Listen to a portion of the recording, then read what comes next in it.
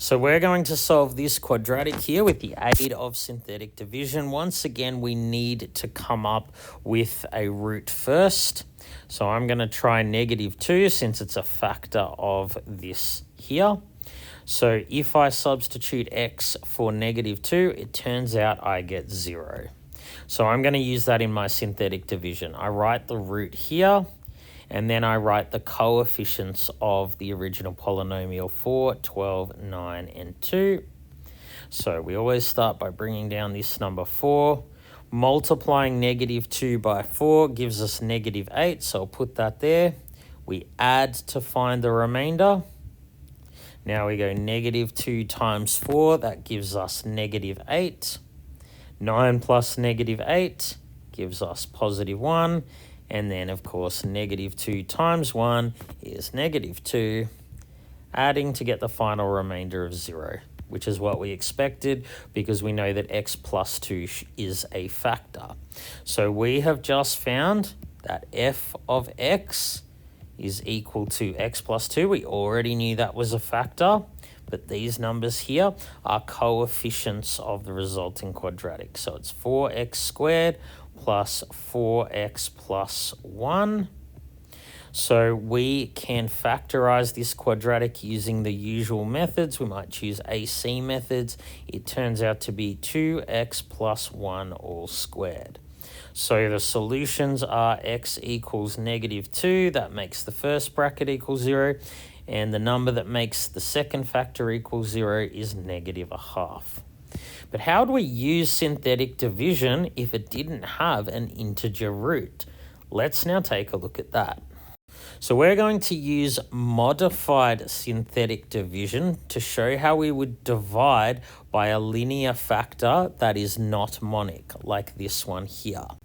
So what we do is we actually get the root of this linear factor.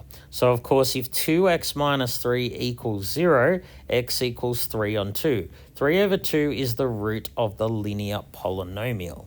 So we're going to put 3 over 2, the root, up here. And once again, we're going to write the coefficients of the original polynomial.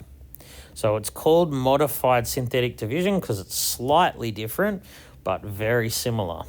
So we're going to move the 2 down again, multiplying the root by this number. 3 over 2 times 2 is +3. So we'll put that up here. We always add to get a remainder. 3 plus 3 is 6. Now 3 over 2 times 6 gives us +9. Once again, we add to get the remainder. So -5 plus 9 gives us +4. 3 over 2 times 4 is +6. Once again, we add and we end up with a final answer of 0. That's because 2x minus 3 is a factor of this. So this is how we could still use synthetic division if a polynomial didn't have an integer root or we didn't know an integer root of the polynomial. See, we've now found this.